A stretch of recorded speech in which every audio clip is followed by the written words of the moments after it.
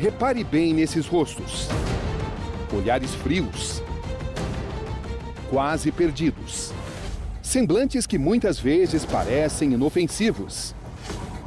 Mas não se engane. São criminosos capazes de cometer verdadeiras atrocidades. Letícia Paulina. Paulina. Isso. Você lembra bem desse nome? Lembro. O que esse nome significa pra você? Onde tudo mudou minha vida. Onde eu não me tornei mais um homem normal. O que você se tornou? Um monstro. No momento em que o país discute penas mais rígidas para crimes de violência sexual, mostramos por que isso é tão importante. Começa aqui uma viagem à mente desses criminosos. Aqui, Roberto Cabrini. E este é o Conexão Repórter de hoje.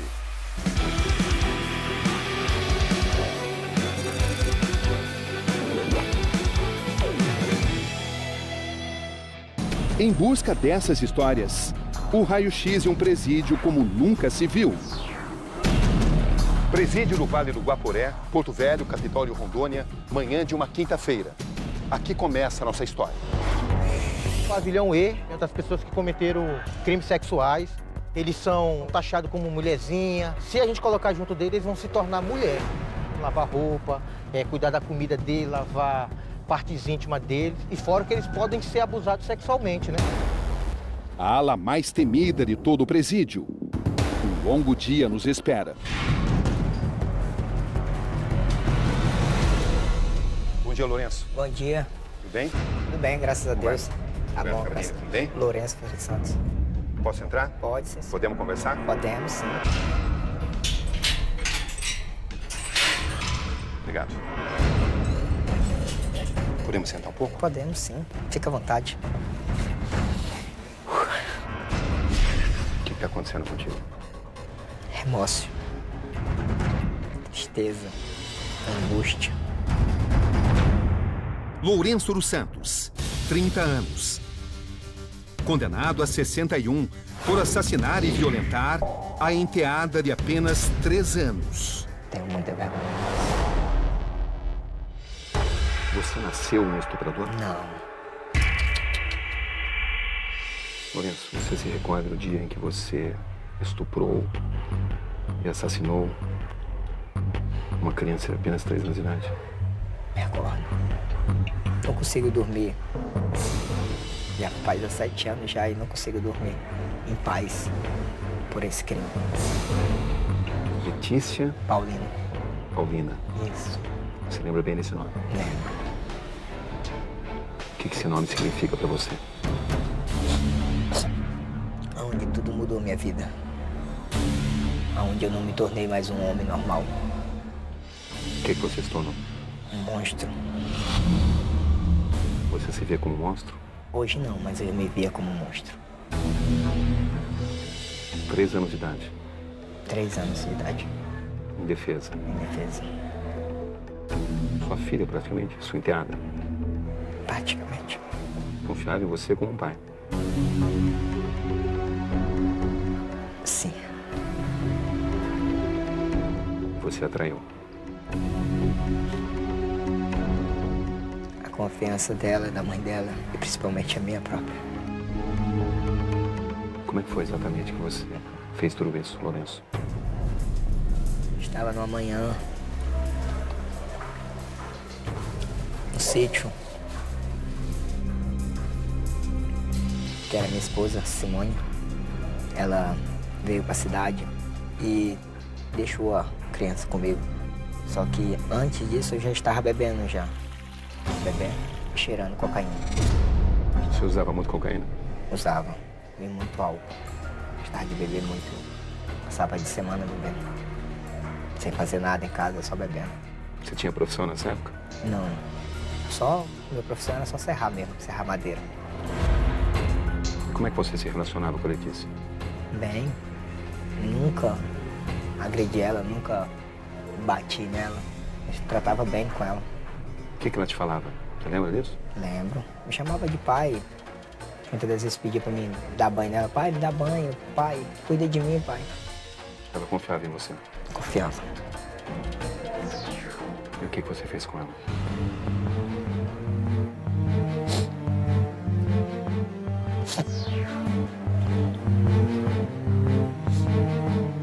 Não é fácil pra mim falar isso.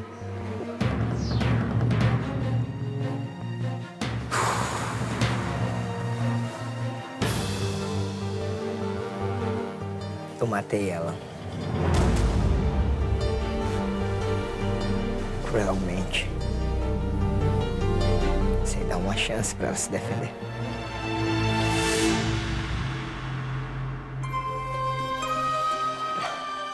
Como é que você matou ela?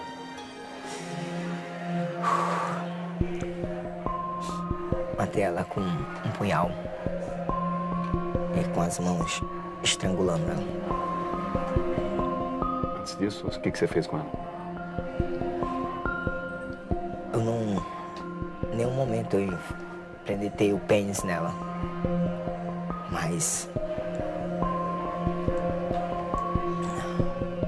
a minha mão tocou na parte íntima dela. Tinha acabado de coar um café, aí coloquei no copo, misturei com álcool pra mim beber, né? Só tinha aquele lá. Aí ela andando, brincando lá com a boneca dela, sem querer bateu no copo e o copo caiu no chão. Aquele lá era o último copo de álcool que eu tinha, então eu senti muito ódio. E o primeiro pensamento que veio na minha cabeça foi de matar ela. Pô, mata logo, tá te atrapalhando. Na minha mente só veio esse pensamento, mata, ela tá te atrapalhando. O que você falava? Sua puta, tu não tem juízo, sua filha de uma régua. Tua mãe sai daqui e me deixa aqui contigo. Pô, eu tenho um bocado de obrigação, ainda vou ter que ficar cuidando de criança. E ela começando a chorar. O que ela falava? Não falava nada, só chorava e gritava, só chorava e gritava. Tipo que ela tava já pressentindo que ela ia morrer. Porque ela chorava demais, ela não parava de chorar. E todo o tempo na minha mente, falando pra matar ela todo o tempo. No meu coração, só pedindo pra matar ela. Como se ela estivesse implorando pela própria vida. Na base do choro. Mas isso não te deteve? Isso não me deteve. Não me impediu eu matar ela. Eu era um cara que não tinha amor por ninguém. Eu me fingia que tinha amor pelas pessoas. O seu poder, uma criança totalmente indefesa, desmaiada, que você tinha acabado de estrangular. Como é que veio à sua mente estuprá-la?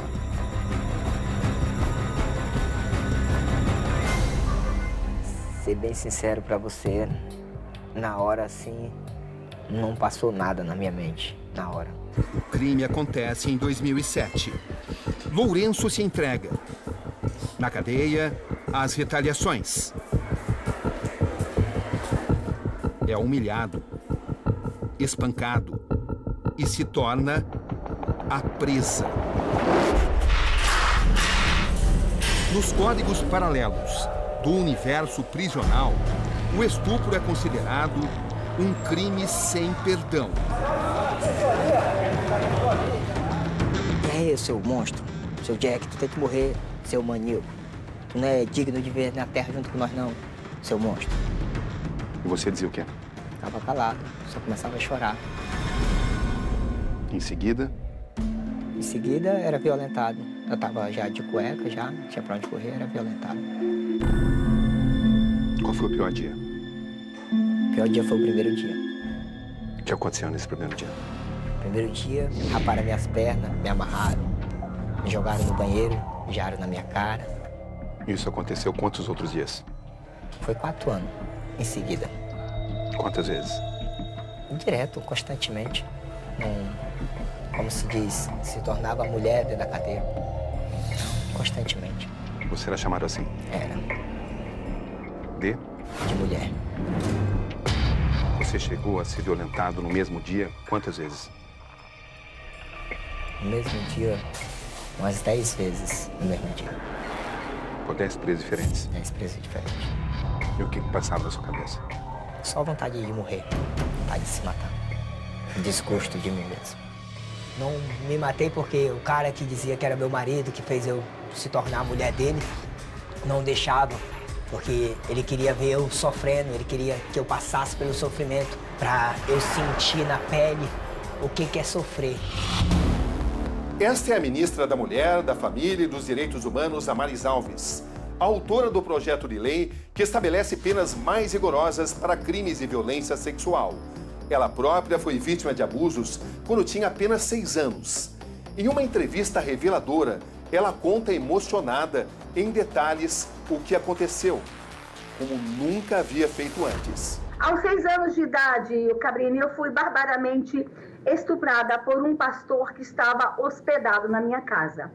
Então, esse projeto ele é concebido por uma ministra que é pastora evangélica e que foi vítima de abuso sexual aos 6 anos de idade por um líder religioso. Essa é a cidade onde aconteceram os abusos, segundo conta a ministra. Estamos em Feira de Santana, interior da Bahia, 495 mil habitantes. Esta é a igreja evangélica onde o pai de Damares, o pastor Henrique Alves Sobrinho, atuava e, aliás, continua atuando até hoje. E esta era a casa onde Damares morava com os pais e onde os abusos aconteceram. Damares tinha apenas 6 anos de idade. Qual é a lembrança mais forte, ministra? A lembrança mais forte é, inclusive, do rosto dele, Cabrini. A lembrança mais forte é, inclusive, dos ruídos. A lembrança mais forte é das ameaças. E não foi um único ato. Eu fui por ele abusada por quase 2 anos. As ameaças de não conte para o seu pai, se seu pai souber vai me matar e seu pai vai para a cadeia por minha causa. A criança fica refém do medo, da culpa e da dor. Eu sei que nesse momento tem milhões de mulheres e de homens que estão se identificando comigo, porque infelizmente, Cabrini, nós somos milhões de sobreviventes no Brasil. Essas fotos mostram Damares na época dos abusos. O autor dos abusos frequentava o mesmo ciclo religioso do pai dela. Era um seminarista que costumava visitar a família de Damares com frequência e, às vezes, até se hospedava por lá. Meu pai, um homem generoso, recebia todo mundo em casa. Era um homem que ele estava se formando para ser pastor. E aqui deixa eu deixar bem claro uma coisa, Cabrini, não tem pastor pedófilo, não tem padre pedófilos. Tem pedófilos fingindo que são padres, fingindo que são pastores. Sequelas psicológicas graves. Eu tinha no fundo da casa do meu pai um pé de goiaba e era ali que eu chorava. Era ali que todas as tardes, quando eu chegava da escola com muita dor, eu corria para chorar. Eu tinha um lugarzinho para chorar, era em cima de um pé de goiaba. Aquele abusador, quando abusou de mim, ele disse para mim que eu era suja, imunda e pecadora. E ele disse para mim, Cabrini, que eu tinha provocado ele. Que ele tinha abusado de mim porque eu tinha provocado ele, que a culpa era minha. A partir dali, eu me sinto suja e eu me sinto culpada. É por isso que eu falo que se alguém te soubesse, se alguém tivesse visto e tivesse me abraçado e dito para mim que eu não era culpada, teria aliviado a minha dor. Mas ninguém me abraçou.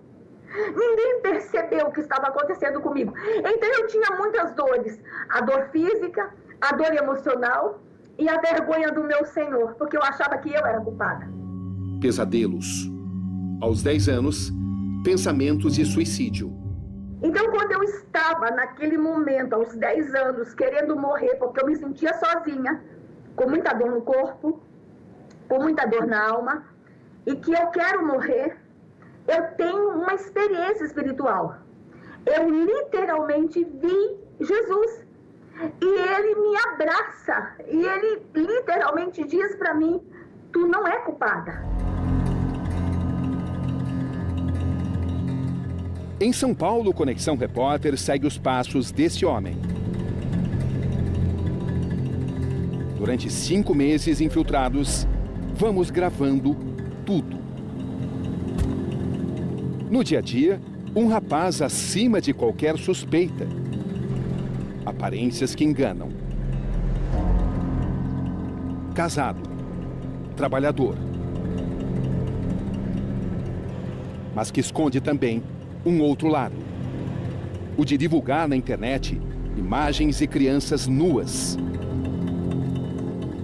sendo abusadas sexualmente. Boa tarde. Boa tarde. Prazer, Roberto Cabrini. Obrigado pela confiança e por ter vindo ao meu encontro. Vamos combinar que eu vou te chamar de Ana para proteger sua identidade. Tudo bem. Vamos começar? Vamos. Ana, vamos falar um pouco de você. Ana, você é casada? Sim. Filhos? 2. Trabalha? Um ramo de eventos, feiras e eventos. Classe média? Sim. Por que exatamente você me procurou, Ana? Estava diante de um crime, né? Na busca por emprego na internet, Ana se depara com uma oferta assustadora. Como é que você começou a conversar com essa pessoa, Ana? Pela rede social, A pessoa se apresentou de que forma? como um booker, né? Pessoas que contratam para trabalhar em feiras. À primeira vista, uma conversa inofensiva. Tava procurando emprego, ele tava precisando, aparentemente tava tudo tranquilo. Nessa conversa inicial, que parecia inofensiva, ele ficou sabendo que você tinha 2 filhas. Isso. Que idades? 2 e 4. O interesse cresceu a partir disso? Isso. Por ser bebês. Mas ainda apareciam conversas inofensivas. Isso, jamais imaginava que, na verdade, o interesse não era no meu trabalho, e sim nas fotos das minhas filhas. Ele viu as fotos das suas filhas. Viu em rede social. E como é que o teor dessa conversa foi mudando? Ele perguntou se eu tinha filhos, eu disse que tinha. Aí ele falou, você não quer colocar seu filho, seus filhos também para trabalhar? Aí eu me assustei, né? Falei, não, meus filhos são bebês. Eu falei assim, não tem problema. Para trabalhar, de que forma? Trabalhar fazendo vídeos dela sem roupas. E Ele já foi direto assim? foi me ganhando, né? Foi me conquistando para conhecer um pouco melhor da vida dos meus filhos. O que vem a seguir são diálogos inadequados, histórias perturbadoras. A primeira proposta indecente que ele fez, qual foi? Para mim fazer fotos das minhas filhas nua, as 2. Faz uma foto nua das suas filhas, não precisa mostrar o rosto. Normal, tô falando como se estivesse falando normal. Faz umas fotos de cabeça para baixo. Não abriu ainda, que era para comercialização. Não. Com que propósito seria? Na verdade, para conhecer elas, para ver se ela trabalhava, se a foto delas ele ia conseguir vender. Isso depois de quanto tempo vocês terem começado a conversar nas redes sociais? Na verdade, ele inventou uma história. Que história? Ele disse que ele tinha uma filha. Na verdade, ele, a princípio, para mim, ele era um homossexual, né? É o que ele dizia. Isso. E que ele tinha uma filha, né? Ele falou que tinha uma filha. Aí eu falei, nossa, mas como assim uma filha? Ele tive um relacionamento, eu não sabia, eu tenho uma filha. Aí ele enviou para mim, pediu o número do meu WhatsApp. Eu passei, aí ele falou, olha, essa é minha filha. E mandou um vídeo da filha dele, mais ou menos uns 10 anos. O que mostrava esse vídeo? Ela se insinuando, fazendo um stripper com uma música de fundo, tirando totalmente a roupa, super maquiada, praticamente uma mulher. Ela, assim, você via que ela estava sendo induzida, que ela já sabia o que ela estava fazendo. Que idade é essa criança? Uns 8, 9 anos. Qual foi a sua reação? A princípio eu fiquei em choque, porque a gente vê isso na televisão, a gente não imagina, né? Pensa que jamais vai acontecer com a gente. Como é que você descreve essas fotos e esses vídeos que ele te enviou? Uma menininha, parecia minha filha, sabe? Ela, na foto, ela tava gritando muito e um homem bem alto, forte, atrás dela. E na foto parecia que ela tava pedindo socorro, sabe? Essa acho que foi a pior foto que eu vi. Como mãe, essas imagens mexeram muito contigo. Demais. Não tem explicação. Um homem fazer aquilo com uma criança indefesa. Não tem como. Por isso que eu tô aqui hoje, né? Quantos vídeos aproximadamente ele te enviou? Uns 10. Uns 10 vídeos. A maioria de crianças. Bebês. Uma proposta indecente. Um comércio lucrativo. Ele falou assim, ó, você curto e grosso, faz um vídeo assim. Assim como? Aí mandou o vídeo da menininha sendo abusada com uma mamadeira do lado. Sendo abusada por quem? Pelo um homem, um senhor. E ela sendo abusada, e aí ele falou, por que você não faz um vídeo assim, me manda? Ou você faz um vídeo mais tranquilo, você pega, fala com seu marido, fala pra ele colocar o órgão na boca dela e filma. Diretamente. Sem nenhum tipo de remorso. Não. Sem nenhum tipo de compaixão. Não. São milhares de reais pagos a pais e mães dispostos a aliciar e entregar os próprios filhos aos abusadores. Mesmo depois de você demonstrar reprovação em relação a isso, ele continuou tentando te convencer a mandar um vídeo Continua. das suas filhas. Sim, Vídeos e fotos. sim. Durante quanto tempo ele insistiu que você enviasse vídeos e fotos das suas filhas? Durante uns 2 meses ele parava, depois voltava. A estratégia dele é dinheiro. Os valores variam de conversa em conversa. Nesta mensagem, os preços de 5 a 10 mil reais, podendo chegar até mais. Qual o máximo que ele disse que pagaria 20 mil. por um vídeo? Vídeo. E por fotos? Nunca chegou a falar de valor de fotos. Falou que já pagou 20 mil reais num vídeo. Havia uma tabela?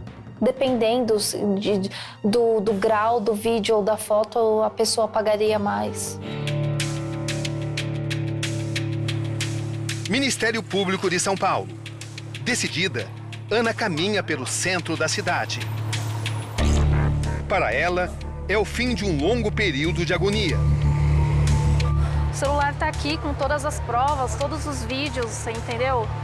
De crianças, bebês. Então, tô entregando agora pro Ministério o celular para tá fazendo essa denúncia e prendendo essa pessoa.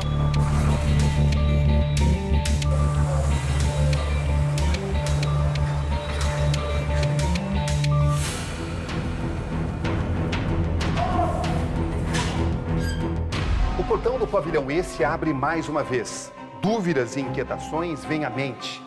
4 dias convivendo com 31 homens condenados por estupro. São homens que também vivem e cumprem uma outra pena, a do isolamento. Eles não podem conviver com os outros presos, a segurança deles estaria em risco. Em cada cela, uma história, uma incerteza. Pensamentos que afloram a mente. Até que ponto esses homens têm recuperação? Como funciona, afinal, a mente de um estuprador? Esses presos estão a cerca de 30 metros do pavilhão onde ficam os estupradores. Estão aqui condenados pelos mais diversos tipos de crime, menos por estupro. Todos fazem questão de dizer. Por que vocês estão aqui? Tráfico de droga, Roubo, assalto, homicídio. tráfico de droga também. Do que vocês chamam as pessoas que estão ali naquela ala? Estrupador, Jack, duzentão. Vergonha, pô. Estrupador, Jack Chan. 203, o artigo que ele é. Tudo nega, tudo nega. Tem um aí que tá só Então tá quer vivo assumir. porque eu tô preso, tem? Existe aqui uma espécie de código de ética. Puxa ali, ó, 11. É como um tribunal do júri com suas próprias leis, onde assassinatos de traficantes são perdoados. Já para os Jacks, não há compaixão. Assim eles são chamados aqui, Jacks. Para eles, o estupro deve ser pago na mesma moeda, com sofrimento. Qual que é a lei da cadeia? A lei da cadeia é que eles têm que sofrer. Eles têm que sofrer. Entendeu? Não, se moscar é daquele jeito. A nossa justiça é totalmente diferente da justiça da lei. Cadê nenhuma? Sem perdão, não tem perdão não, Sem né, cara? perdão. Mas isso significa o quê? Que na primeira oportunidade que a gente tiver, se tiver rebelião, essas coisas, a primeira coisa é Você casa eles aí. primeiro que vai pular eles. Pra nós, eles têm que andar de calcinha, lavar roupa. Sofrer o que a criancinha sofreu, entendeu? Do mesmo jeito que eles estupraram a garotinha, a gente pode fazer com ele aqui da mesma forma aqui dentro, pra sentir. Eles têm que Mas sofrer. isso é fazer justiça com as próprias Então, mãos. essa é a nossa Isso não lei. E você, se tiver a oportunidade, fazem isso. Toda hora. Mesmo sabendo que isso é ilegal. Toda hora. Porque ele poderia De volta a São Paulo, o homem então conhecido como Tiago ganha, enfim, nome e sobrenome. Trata-se de Cláudio Júnior Gabriel da Silva. Preste bem atenção. Ele vai ser preso daqui a alguns minutos.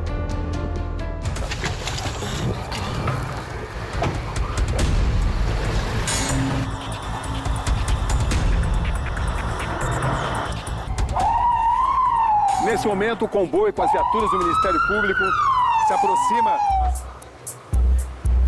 Bom dia, Cláudio. Como é que você entrou nesse tipo de atividade? Não é nenhuma atividade. A ministra Damares faz outra revelação. Ainda pensa em reencontrar o autor dos abusos. Se a senhora se reencontrar com o pastor que abusou da senhora, o que a senhora vai dizer a ele? Não sei. Eu estou escrevendo um livro sobre os modus operandi do abusador. Quando ele disse que meu pai o mataria e que meu pai iria à cadeia por minha culpa, era uma forma de me calar. Então eu quero muito entender essa forma de silenciar a criança. Porque nos dias de hoje, Cabrini, que a gente tem falado tanto para a criança, denuncie, por que a criança ainda fica no silêncio? Então, eu quero escrever sobre isso, eu quero entender essa dinâmica, sobre essa forma da criança ainda ficar refém de silêncio. É só por esse motivo que eu gostaria de ter esse encontro com ele. Um ajuste de contas do plano emocional. Eu já tentei fazer uma pesquisa ou outra para saber se ele está vivo. Gostaria de ter esse encontro com ele. Não tem vingança, no meu caso já prescreveu. Damares Alves conta ainda que foi vítima de um segundo caso de abuso. Esse segundo caso foi quanto tempo depois? Em torno de 1 ano e meio depois. Desse segundo eu fico refém, porque na minha cabecinha eu imaginava o seguinte: o primeiro contou para o segundo e agora eu sou refém do segundo. Então havia uma série de medos, de complexidade, de cumplicidade. Então eu tinha medo do segundo por causa do primeiro, porque eles eram amigos, estavam no mesmo alojamento e eu não sei até onde um contava para o outro. Então eu tive um segundo também que abusou de mim. Pastor também? Seminarista também. Então eu tive 2 abusadores, tá? Mas aquele que concretizou o abuso de verdade, que foi lá e que foi às vias de fato, foi um. O abuso, ele não é só a penetração. Então, tem crianças que são abusadas, mas não houve a penetração, não houve a conjunção carnal. A portas fechadas, chega o momento de Cláudio falar. O que ele tem a dizer? Cláudio Júnior Gabriel da Silva. Começa o questionamento, o interrogatório do Ministério Público. Cláudio, você mantinha uma página de Facebook em nome de Tiago Lemes? Ano passado. De quando a quando você manteve essa página? Não lembro. Tá. Qual foi a última vez que você acessou essa página? Não acessei porque ela estava bloqueada desde o ano passado, eu não lembro nada. Revelações. Você me falou, informalmente, que você já acessou material pedófilo no passado, que daí você teve problema, que você foi procurar ajuda psicológica, foi isso? Sim. Me explica aí, como que isso surgiu? Surgiu do meu próprio WhatsApp eu ter recebido um vídeo. Você recebeu um vídeo? Recebi um vídeo de um... Não lembro. Faz muitos anos? 2, 3 anos atrás. Eu não... Você recebeu, tá. Recebi, fiquei meio perturbado e aí fui querer saber desse mundo onde as pessoas fazem. Tá, e aí você entrou em algum grupo de WhatsApp que trocava fotos e vídeo de criança. Isso. Tá, de criança. Muito bem. Eu acho que não sei se ele tinha prazer em falar que ele gostava que crianças olhassem ele a fazer as coisas. Hoje minha filha veio aqui Sério, ela me viu com um homem. O que você acha? Você acha que eu sou um péssimo pai? Coisas desse tipo, sabe? Sempre para sentir as suas reações. Isso. Os seus valores morais. Até que ponto você poderia ceder. Isso. Ele queria conhecer suas possíveis fragilidades. Isso. E eu falava normal com ele.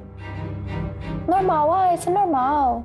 Hoje em dia tá assim mesmo. É isso que eu falava, normal. Você mandava foto de homossexuais para fazer de conta que você era homossexual. Exatamente.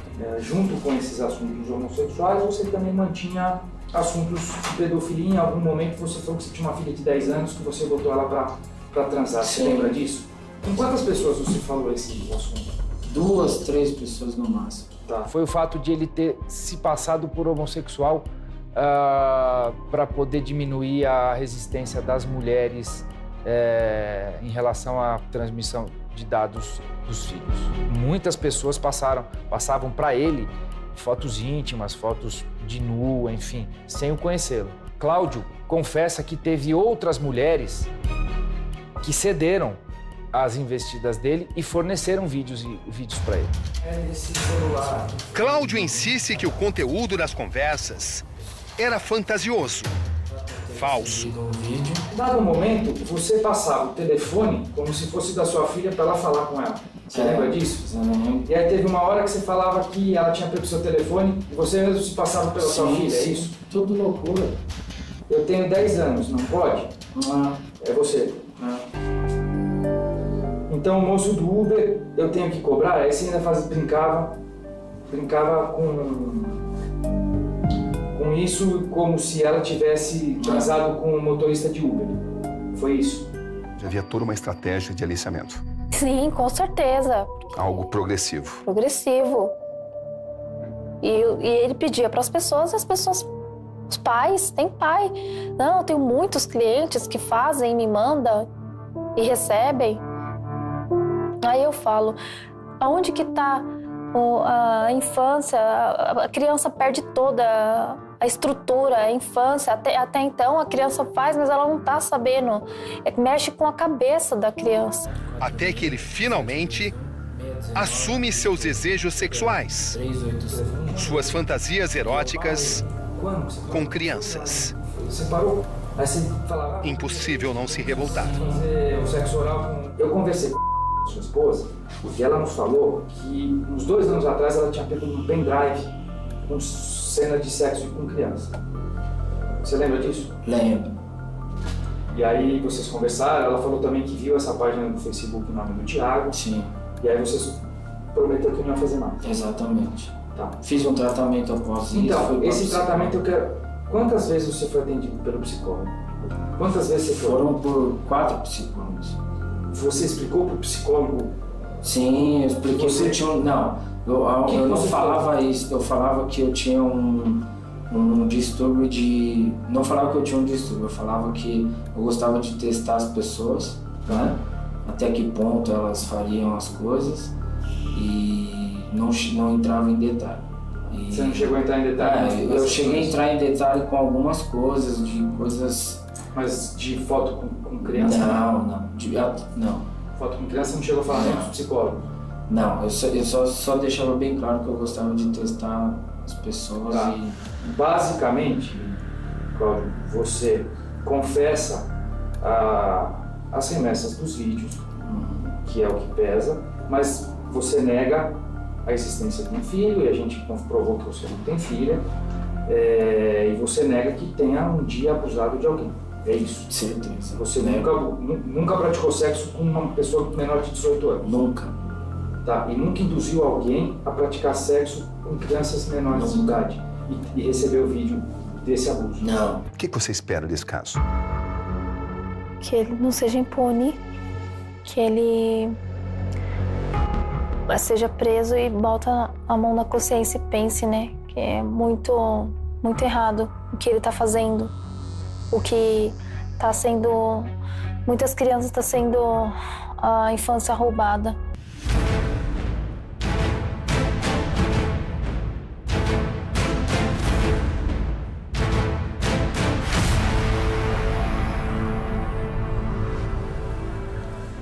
Porto Velho, Rondônia.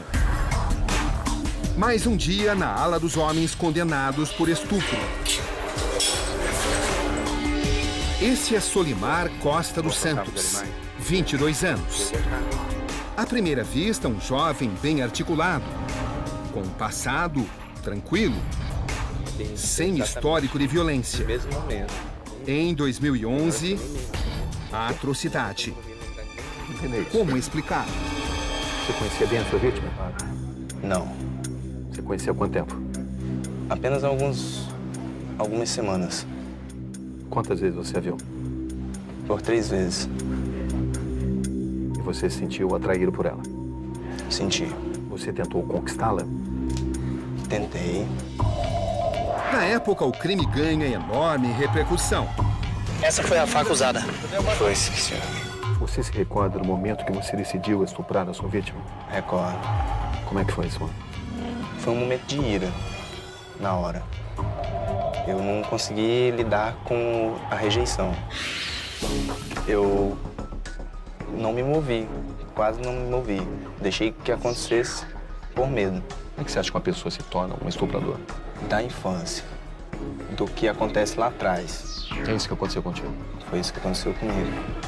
Abusado quando criança? Isso comigo, que acontecia esse tipo de abuso, na minha mente eu tinha um desejo de matar uma mulher simplesmente para transar com ela. Até que ponto era para garantir que um estuprador não vai voltar a cometer o mesmo crime, o estupro?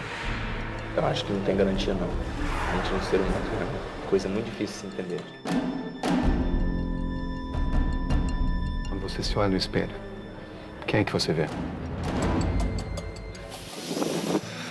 Um rapaz bonito, inteligente e que tem tudo para vencer na vida. Mas... Você consegue encontrar as respostas e ter se tornado um estuprador? Não. Não consigo. Por que essa pessoa que você está vendo aí se tornou um estuprador? Não sei dizer.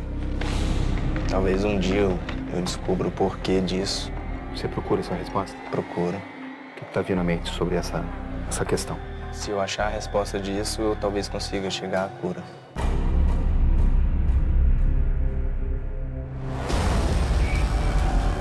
Mas afinal, como combater um crime que só em 2019 atingiu mais de 17 mil menores brasileiros?